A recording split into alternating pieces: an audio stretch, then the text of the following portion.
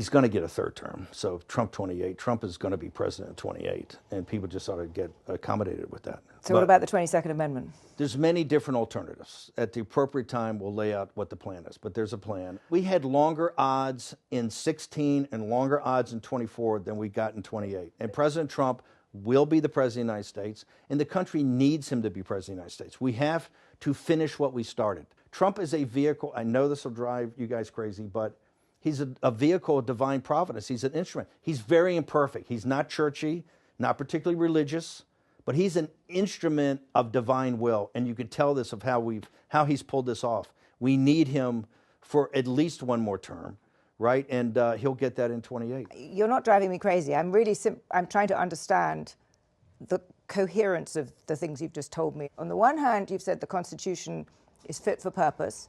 Secondly, you've said that President Trump needs another term, even though the 22nd Amendment makes pretty clear that he cannot have another term. Why does it make that clear? Because he's on his second term already. At some point in time, we will make sure we go through, Zanny, and define all those terms. But you will be undermining the spirit of that amendment, even if you find some way around it. If the American people, with the mechanisms we have, put Trump back in office, are the American people tearing up the Constitution? Would that be tearing up? Well, would the American people be going against the spirit of the Constitution, ma'am? I think yes, actually, because I think what you will end up with is a populist justification for a quasi-dictatorship. That's not true at all. Trump That's what it sounds like. It's not.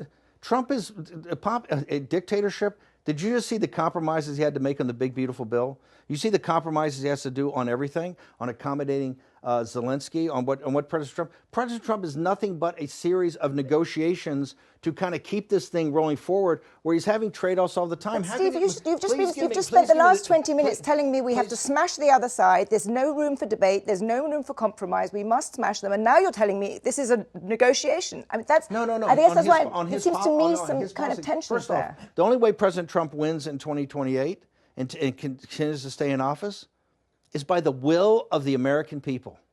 Okay? And the will of the American people is what the Constitution embodies. And so I think we're going to be in good hands there. We need to finish what we started.